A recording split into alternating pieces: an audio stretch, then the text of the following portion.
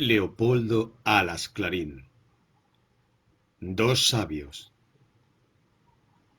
En el balneario de Aguachirle, situado en lo más frondoso de una región de España muy fértil y pintoresca, todos están contentos, todos se estiman, todos se entienden, menos dos ancianos venerables que desprecian al miserable vulgo de los bañistas y mutuamente se aborrecen. ¿Quiénes son? Poco se sabe de ellos en la casa. Es el primer año que vienen. No hay noticias de su procedencia. No son de la provincia, de seguro. Pero no se sabe si el uno viene del norte y el otro del sur, o viceversa, o de cualquier otra parte. Consta que uno dice llamarse don Pedro Pérez y el otro don Álvaro Álvarez. Ambos reciben el correo en un abultadísimo paquete que contiene multitud de cartas, periódicos, revistas y libros muchas veces. La gente opina que son un par de sabios. Pero, ¿qué es lo que saben? Nadie lo sabe. Y lo que es, ellos no lo dicen. Los dos son muy corteses, pero muy fríos con todo el mundo e impenetrables. Al principio se les dejó aislarse, sin pensar en ellos. El vulgo alegre desdeñó el desdén de aquellos misteriosos pozos de ciencia que, en definitiva, debían de ser un par de chiflados caprichosos, exigentes en el trato doméstico y con berrinches endiablados, bajo aquella capa superficial de fría buena crianza. Pero, a los pocos días, la conducta de aquellos señores fue la comidilla de los desocupados bañistas, que vieron una graciosísima comedia en la antipatía y rivalidad de los viejos. Con gran disimulo, porque inspiraban respeto y nadie osaría reírse de ellos en sus barbas, se les observaba y se saboreaban y comentaban las vicisitudes de la mutua ojeriza, que se exacerbaba por las coincidencias de sus gustos y manías, que les hacían buscar lo mismo y huir de lo mismo, y sobre ello, morena.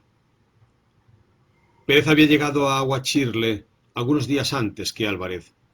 Se quejaba de todo, del cuarto que le habían dado, del lugar que ocupaba en la mesa redonda, del bañero, del pianista, del médico, de la camarera, del mozo que limpiaba las botas, de la campana de la capilla, del cocinero y de los gallos y los perros de la vecindad, que no le dejaban dormir. De los bañistas no se atrevía a quejarse, pero eran la mayor molestia. Triste y enojoso rebaño humano. Viejos verdes, niñas cursis, mamás grotescas, canónigos egoístas, pollos empalagosos, indianos soeces y avaros, caballeros sospechosos, maníacos insufribles, enfermos repugnantes, peste de clase media. Y pensar que era la menos mala, porque el pueblo, uff, el pueblo, y aristocracia en rigor, no la había. Y la ignorancia general, qué martirio tener que oír a la mesa sin querer tantos disparates, tantas vulgaridades que le llenaban el alma de hastío y de tristeza. Algunos entrometidos, que nunca faltan en los balnearios, trataron de sonsacar a Pérez sus ideas, sus gustos, de hacerle hablar, de intimar en el trato, de obligarle a participar en los juegos comunes.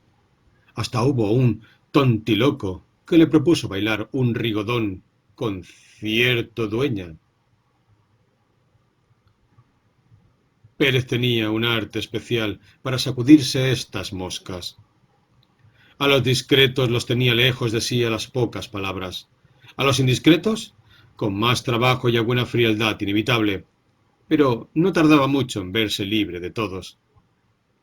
Además, aquella triste humanidad le estorbaba en la lucha por las pocas comodidades que ofrecía el establecimiento. Otros tenían las mejores habitaciones, los mejores puestos en la mesa. Otros ocupaban antes que él los mejores aparatos y pilas de baño, y otros, en fin, se comían las mejores tajadas. El puesto de honor en la mesa central, puesto que llevaba anejo el mayor mimo y agasajo del jefe del comedor y de los dependientes, y puesto que estaba libre de todas las corrientes de aire entre puertas y ventanas, terror de Pérez, pertenecía a un señor canónigo, muy gordo y muy hablador. No se sabía si por antigüedad o por odioso privilegio. Pérez, que no estaba lejos del canónigo, le distinguía con un particular desprecio. Lo envidiaba, despreciándole, y le miraba con ojos provocativos, sin que el otro se percatara de tal cosa. Don Sindulfo, el canónigo, había pretendido varias veces pegar la hebra con Pérez, pero éste le había contestado siempre con secos monosílabos. Y don Sindulfo le había perdonado porque no sabía lo que se hacía, siendo tan saludable la charla a la mesa para una buena digestión. Don Sindulfo tenía un estómago de oro, y le entusiasmaba la comida de fonda, con salsas picantes y otros atractivos. Pérez tenía el estómago de acíbar y aborrecía aquella comida llena de insoportables galicismos. Don Sindulfo soñaba despierto en la hora de comer, y don Pedro Pérez temblaba al acercarse el tremendo trance de tener que comer sin gana. «Ya va un toque», decía sonriendo a todos don Sindulfo y eludiendo a la campana del comedor. «Ya han tocado 2 veces», exclamaba a poco, con voz que temblaba de voluptuosidad.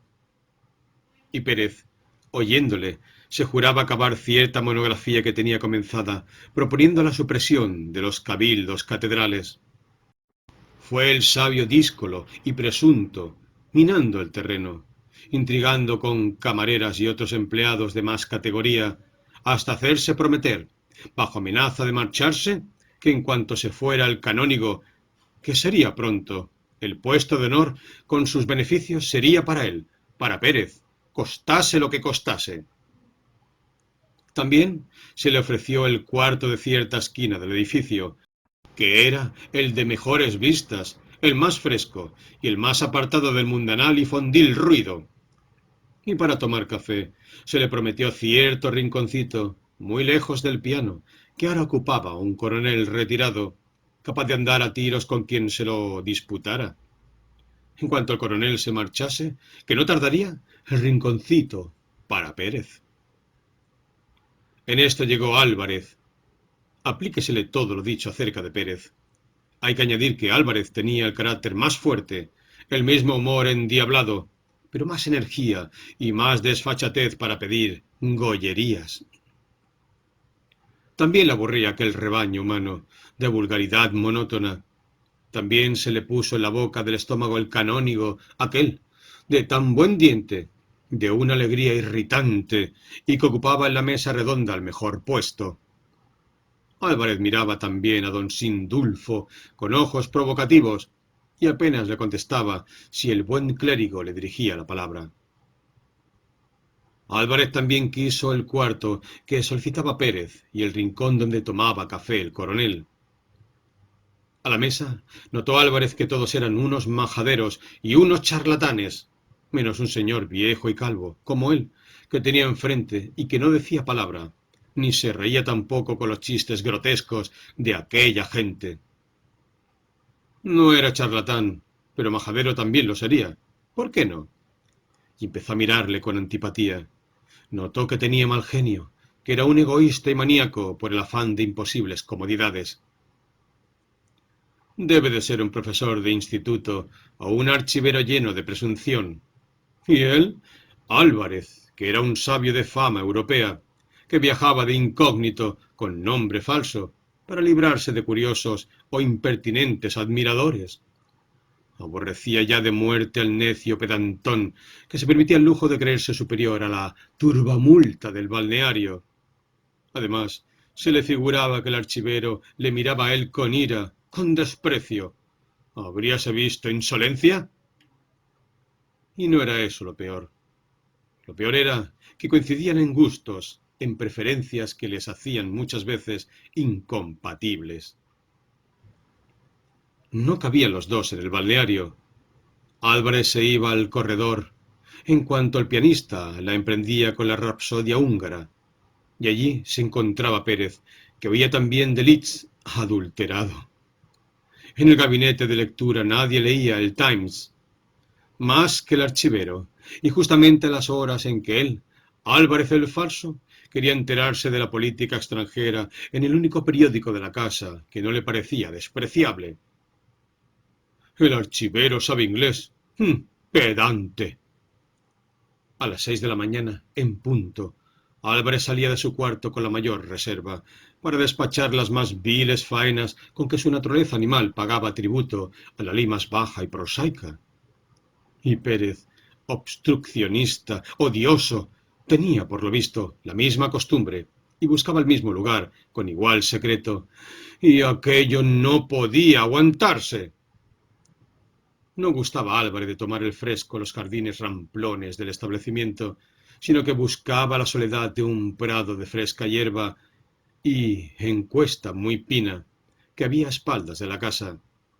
Pues allá, en lo más alto del prado, a la sombra de su manzano, se encontraba todas las tardes a Pérez, que no soñaba con que estaba estorbando. Ni Pérez ni Álvarez abandonaban el sitio. Se sentaban muy cerca uno de otro, sin hablarse, mirándose de soslayo con rayos y centellas. Si el archivero supuesto tales simpatías merecía al fingido Álvarez, Álvarez a Pérez le tenía frito, y ya Pérez le hubiera provocado abiertamente si no hubiera advertido que era hombre enérgico y probablemente de más puños que él. Pérez, que era un sabio hispanoamericano del Ecuador, que vivía en España muchos años hacía, estudiando nuestras letras y ciencias, y haciendo frecuentes viajes a París, Londres, Rusia, Berlín y otras capitales. Pérez, que no se llamaba Pérez, sino Guilledo, y viajaba de incógnito, a veces para estudiar las cosas de España, sin que ésta se les disfrazara a nadie al saberse quién era él. Digo que Guilledo o Pérez había creído que el intruso Álvarez, que era alguna notabilidad de campanario, que se daba tono de sabio con extravagancias y manías que no eran más que pura comedia. Comedia que a él le perjudicaba mucho, pues sin duda, por imitarle a aquel desconocido, boticario, probablemente, si le atravesaba en todas sus cosas, en el paseo, en el corredor, en el gabinete de lectura y en los lugares menos dignos de ser llamados por su nombre. Pérez había notado también que Álvarez despreciaba o fingía despreciar a la multitud insípida y que miraba con rencor y desfachatez al canónigo que presidía la mesa. La antipatía, el odio se puede decir, que mutuamente se profesaban los sabios incógnitos, crecía tanto de día en día que los disimulados testigos de su malquerencia llegaron a temer que el sainete acabara en tragedia y que aquellos respetables y misteriosos viejetes se fueran a las manos. Llegó un día crítico. Por casualidad, en el mismo tren se marcharon el canónigo, el bañista que ocupaba la habitación tan apetecida y el coronel que dejaba libre el rincón más apartado del piano. Terrible conflicto. Se descubrió que el amo del establecimiento había ofrecido la sucesión de don Sindulfo y la habitación más cómoda a Pérez primero y después a Álvarez.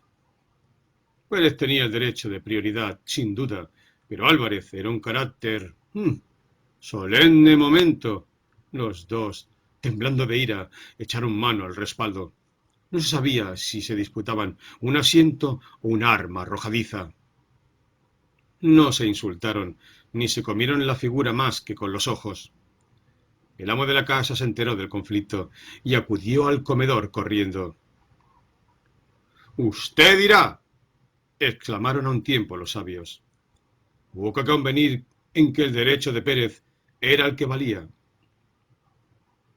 Álvarez cedió en latín, es decir, invocando un texto del derecho romano que daba la razón a su adversario. Quería que constase que cedía a la razón, no al miedo.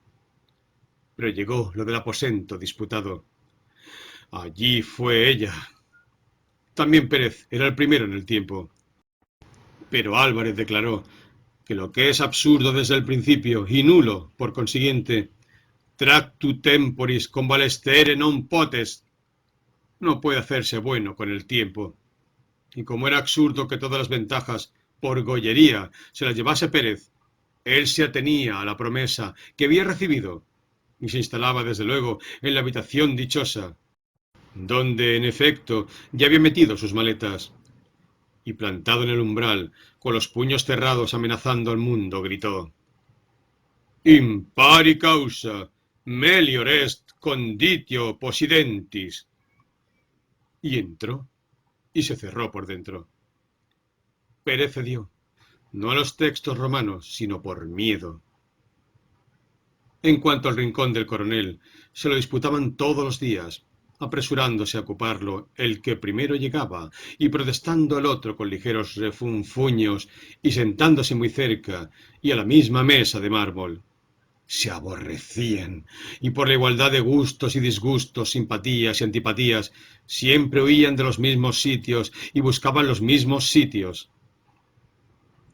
Una tarde, huyendo de la rapsodia húngara, Pérez se fue al corredor y se sentó en una mecedora, con un lío de periódicos y cartas entre las manos.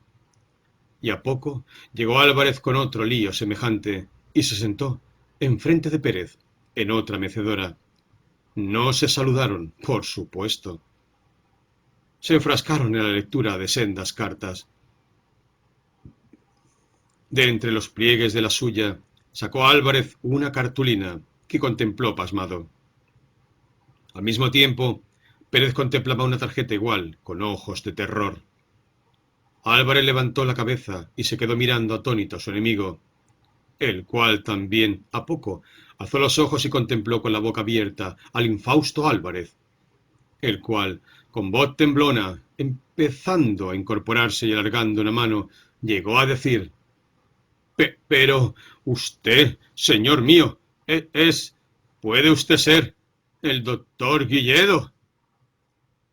Y usted, estoy soñando, parece ser, es el ilustre Fonseca. Fonseca el amigo, el discípulo, el admirador, el apóstol del maestro Guilledo, de su doctrina, de nuestra doctrina, porque es de los dos. Yo, el iniciador, usted el brillante, el sabio, el profundo, el elocuente reformador, propagandista, a quien todo se lo debo. Y estamos juntos, y no nos conocíamos. Y a no ser por esta flaqueza ridícula que partió de mí, lo confieso, de querer conocernos por estos retratos. Justo, a no ser por eso. Y Fonseca abrió los brazos, y en ellos estrechó a Guilledo, aunque con la mesura que conviene a los sabios. La explicación de lo sucedido es muy sencilla. A los dos se les ocurrió, como queda dicho, la idea de viajar de incógnito, desde su casa, Fonseca, en Madrid, y desde no sé dónde, Guilledo. Se hacían enviar la correspondencia al balneario en paquetes dirigidos a Pérez y Álvarez, respectivamente. Muchos años hacía que Guilledo y Fonseca eran la uña y carne en el terreno de la ciencia. Iniciador Guilledo de ciertas teorías muy complicadas acerca del movimiento de las razas primitivas y otras baratijas prehistóricas. Fonseca había acogido su hipótesis con entusiasmo, sin envidia. Había hecho de ellas aplicaciones muy importantes en lingüística y sociología, en libros más leídos, por más elocuentes que los de Guilledo. Ni éste envidiaba al apóstol de su idea el brillo de su vulgarización, ni Fonseca dejaba de reconocer la supremacía del iniciador, del maestro, como llamaba al otro sinceramente. La lucha de la polémica que unidos sostuvieron con otros sabios estrechó sus relaciones. Si al principio, en su ya jamás interrumpida correspondencia, sólo hablaban de ciencia, el mutuo afecto y algo también la vanidad mancomunada, les hicieron comunicar más íntimamente y llegaron a escribirse cartas de hermanos más que de colegas. Álvarez o Fonseca, más apasionado, había llegado al extremo de querer conocer la vera efigies de su amigo, Y quedaron, no sin contestarse por escrito, la parte casi ridícula de esta debilidad. Quedaron en enviarse mutuamente su retrato con la misma fecha. Y la casualidad, que es indispensable en esta clase de historias, hizo que las tarjetas aquellas, que tal vez evitaron un crimen, llegaran a su destino el mismo día. Más raro parecerá que ninguno de ellos hubiera escrito al otro lo de la ida a tal balneario, ni el nombre falso que adoptaban, pero tales noticias se las daban precisamente, claro, en las cartas que con los retratos venían. Mucho, muchos estimaban a Álvarez y Pérez, a quienes llamaremos así, por guardarles el secreto, ya que ellos nada de lo sucedido quisieron que se supiera en la fonda. Tanto se estimaban y tan prudentes y verdaderamente sabios eran, que después, como era natural, todas las rencillas y odios que les habían separado mientras no se conocían, no sólo se trataron en adelante con el mayor respeto y mutua consideración, sin disputarse cosa alguna, sino que, al día siguiente de su gran descubrimiento, coincidieron una vez más en el propósito de dejar cuanto antes las aguas y volverse por donde habían venido. Y en efecto, aquella misma tarde, Guilledo tomó el tren ascendente hacia el sur y Fonseca el descendente hacia el norte, y no se volvieron a ver en la vida. Y cada cual se fue pensando para su coleto que había tenido la prudencia de un Marco Aurelio, cortando por lo sano y separándose cuanto antes del otro. Porque, oh miseria de las cosas humanas, la pueril, material antipatía que el amigo desconocido le había inspirado no había llegado a desaparecer después del infructuoso reconocimiento. El personaje ideal, pero de carne y hueso, que ambos habían forjado cuando se odiaban y despreciaban sin conocerse, era el que subsistía, el amigo real, pero invisible, de la correspondencia y de la teoría común, quedaba desvanecido. Para Fonseca, el Guilledo que había visto seguía siendo el aborrecido archivero, y para Guilledo, Fonseca, el odioso boticario. Y no volvieron a escribirse sino con motivo puramente científico. Y al cabo de un año, un Harbuch alemán publicó un artículo de sensación para todos los arqueólogos del mundo. Se titulaba Una disidencia, y lo firmaba Fonseca, el cual procuraba demostrar que las razas aquellas no se habían movido de occidente a oriente, como él había creído, influido por sabios maestros, sino más bien siguiendo la marcha aparente del sol, de oriente a occidente.